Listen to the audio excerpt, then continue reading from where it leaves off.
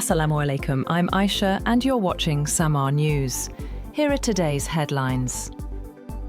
The security forces claim to have killed at least 34 militants in intelligence-based operations across Khyber Pakhtunkhwa and Balochistan. The military said 26 fighters linked to Fitna Al Khwarij were killed in multiple engagements in North Waziristan, Lakki Marwat and Bannu, including an infiltration attempt along the Pak-Afghan border. 8 more militants were killed in an operation in Zhob district of Balochistan. Weapons were recovered and clearance operations are continuing, as authorities say the campaign under Azm-e-Is-the-Kaam will proceed at full pace.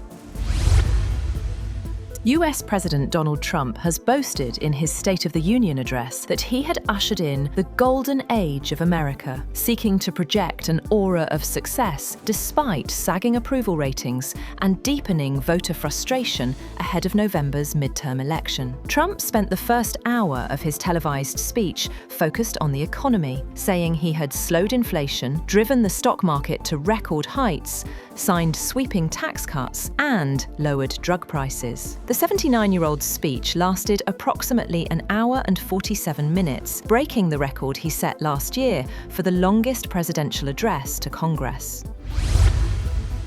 Trump also briefly laid out his case for a possible attack on Iran in his State of the Union speech to Congress, saying he would not allow the world's biggest sponsor of terrorism to have a nuclear weapon. In his speech, Trump pointed to Tehran's support for militant groups, its killing of protesters, and the country's missile and nuclear programs as threats to the region and the United States. He accused Iran of restarting its nuclear program, working to build missiles that he alleged would soon be capable of reaching the United States.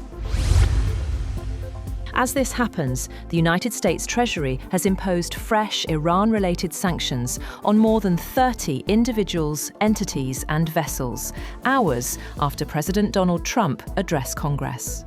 The Treasury's Office of Foreign Assets Control said those targeted were involved in illicit Iranian oil sales and in supporting ballistic missile and advanced weapons production. On the other hand, Vice President Vance says President Trump still prefers a diplomatic solution with Iran.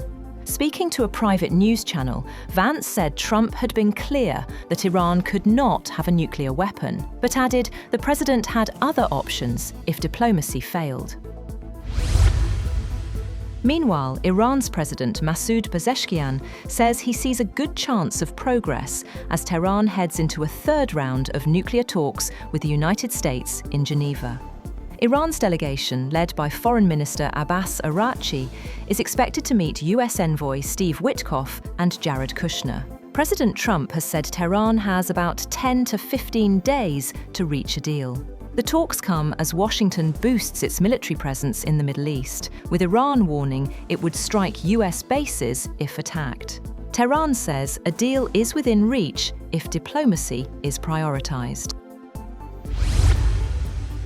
Russian investigators say that 7 people have been killed and at least 10 wounded in a Ukrainian drone attack on a chemical plant in western Russia. The State Investigative Committee described the attack in Smolensk region as an act of terrorism by the Ukrainian military and said it would seek to identify those responsible. Both sides in the 4-year-old war have staged frequent cross-border attacks on energy, industrial, and military facilities.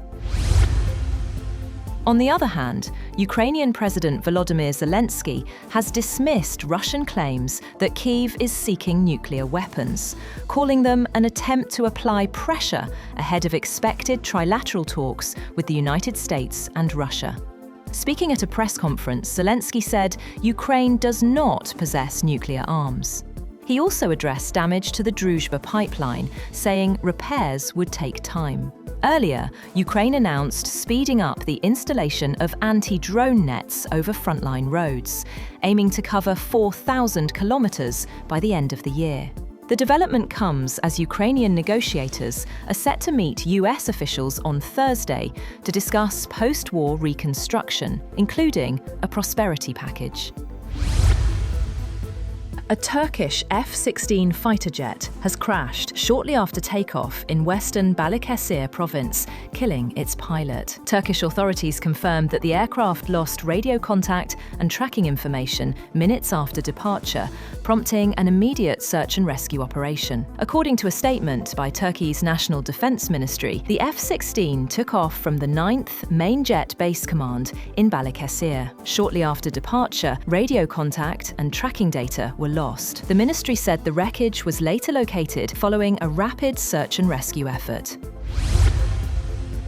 German Chancellor Friedrich Merz and Chinese Premier Li Qiang said in Beijing that China and Germany want to deepen cooperation as Merz began a visit aimed at resetting ties amid a widening trade imbalance. Merz told Li that Germany attached great importance on maintaining and deepening its extensive economic exchanges with China, its largest trading partner last year, while emphasizing the need for fair cooperation and open communication. Li called on both sides to work together to safeguard multilateralism and free trade. India's Prime Minister Narendra Modi has reached Israel for a two-day visit that both countries have cast as a chance to deepen relations as regional concerns mount over the risk of military conflict between the United States and Iran. An Israeli government official said the visit would pave the way for new partnerships and collaborations across many fields. A foreign ministry official said bilateral ties were on the cusp of a significant upgrade.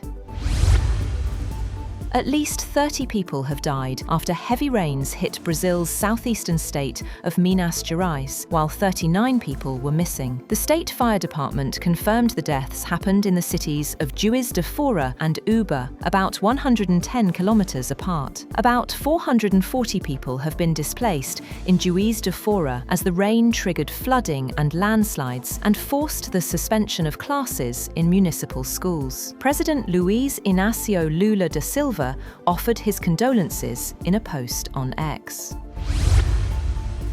Bill Gates took responsibility for his actions over ties to late financier and sex offender Jeffrey Epstein in a town hall meeting with employees of the Gates Foundation. These comments by a spokesperson for the philanthropic group in a written statement came in response to a Wall Street Journal report which said that Gates had apologized to staff during the town hall over his ties with Epstein. According to the report, Gates told staff that it was a huge mistake to spend time with Epstein and bring Gates Foundation executives into meetings with the sex offender.